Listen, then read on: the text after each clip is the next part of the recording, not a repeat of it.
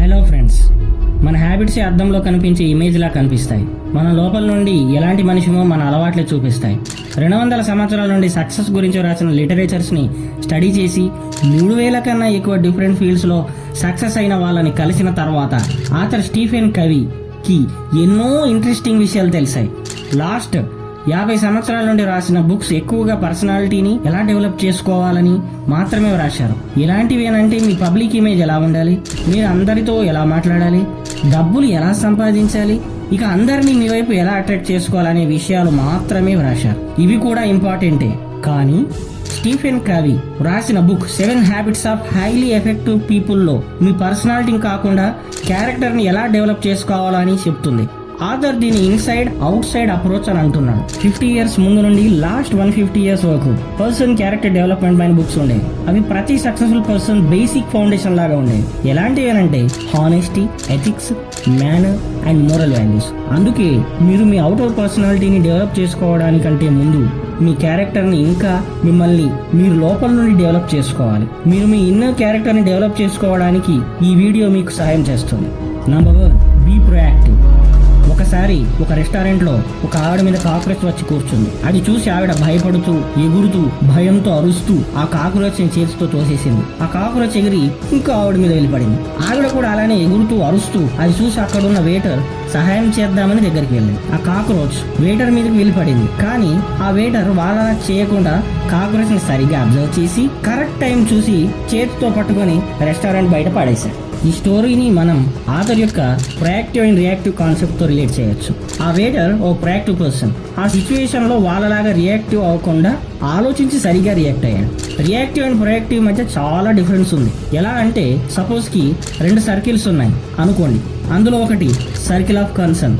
మీరు ఏవైతే కంట్రోల్ చేయలేరో అవన్నీ ఇందులోకి వస్తాయి. ఎలాంటివి అంటే వెదర్, వేరే వాళ్ళు మీ గురించి ఏమనుకుంటున్నారో, పాలిటిక్స్, ఎకానమీ ఎక్సెట్రా. రెండో సర్కిల్ ఆఫ్ ఇన్ఫ్లుయెన్స్. మీరు ఏమైతే కంట్రోల్ చేయగలరో అవన్నీ ఇందులోకి వస్తాయి. ఎలాంటివేనంటే మీ యాటిట్యూడ్, మీ చాయిస్, డెసిజన్స్, మీ ఖాళీ టైంలో మీరు ఏం చేయగలరో, ఎవరితో టైం స్పెండ్ చేశారు, మీ హ్యాబిట్స్ ఎక్సెట్రా. ఆథర్ ఏమంటున్నాడంటే మీరు 2 రకాలుగా జీవితాన్ని జీవించవచ్చు. అయితే మీరు రియాక్టివ్గా ఉండవచ్చు లేదా ప్రొయాక్టివ్గా ఉండవచ్చు. రియాక్టివ్ పీపుల్ వాళ్ళ లైఫ్ సర్కిల్ ఆఫ్ కన్సర్న్ వేలో జీవిస్తారు. ఏవైతే వాళ్ళ కంట్రోల్లో ఉండవో వాటి మీద వాళ్ళు కంప్లైంట్ చేస్తూ ఉంటారు. ఏవైతే కంట్రోల్లో ఉంటాయో వాటి మీద ఏ పని చేయరు. వాళ్ళు వాటి మీద రెస్పాన్సిబిలిటీ తీసుకోరు. మొత్తం బ్లేమ్ ఇతరుల మీద, అదృష్టం మీద వేసేస్తారు. కానీ ప్రొయాక్టివ్ పీపుల్ పూర్తిగా ఆపోజిట్ గా ఉంటారు. వాళ్ళ లైఫ్ సర్కిల్ ఆఫ్ ఇన్ఫ్లుయెన్స్ చుట్టూ తిరుగుతుంది. వాళ్ళు ఏమనుకుంటారంటే వాళ్ళ లైఫ్ వాళ్ళ అదృష్టంతో కాదు, వాళ్ళ డిసిజన్స్ యొక్క రిజల్ట్ తో నడుస్తుంది. ప్రొయాక్టివ్ పీపుల్ వాళ్ళు కంట్రోల్ చేయలేని విషయాలపైన ఎప్పుడు కంప్లైంట్ చేయరు. వాళ్ళు ఏవైతే చేంజ్ చేయగలరో వాటిపైన పూర్తి రెస్పాన్సిబిలిటీ తీసుకుంటారు, వాటిపైన ప్లాన్ చేస్తారు.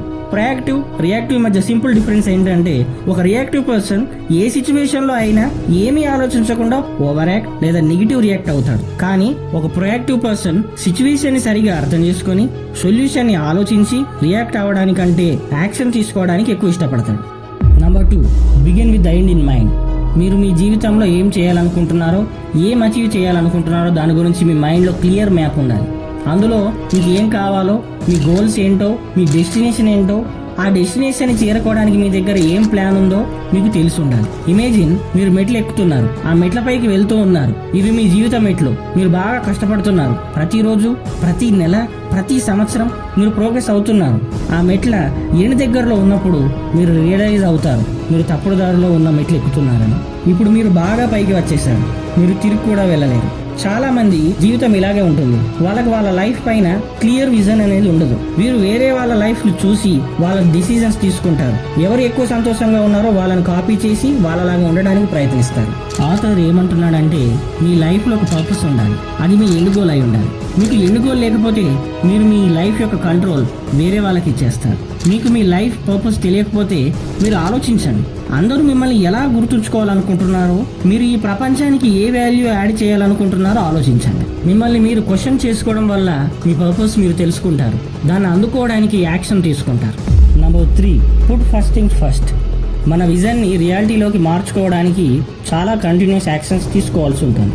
మన ముందున్న డిస్ట్రాక్షన్స్ అన్నింటినీ అవాయిడ్ చేసి మన ఎండ్ గోల్ పైన ఫోకస్ చేయాల్సి ఉంటుంది. ఇక్కడ మనం మన డైలీ రొటీన్ అండ్ హ్యాబిట్స్ని ఛాలెంజ్ చేస్తాము.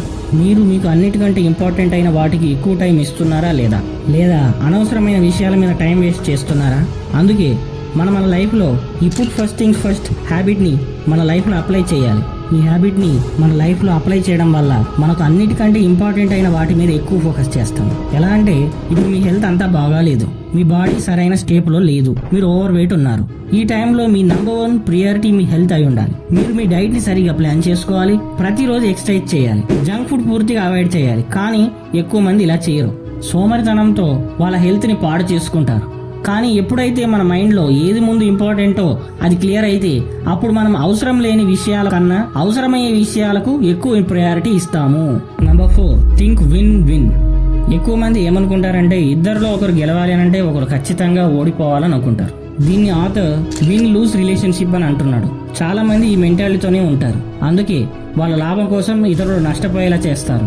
వాళ్ళు పెద్దగా కనిపించడానికి ఇతరులను తక్కువ చేసి మాట్లాడతారు.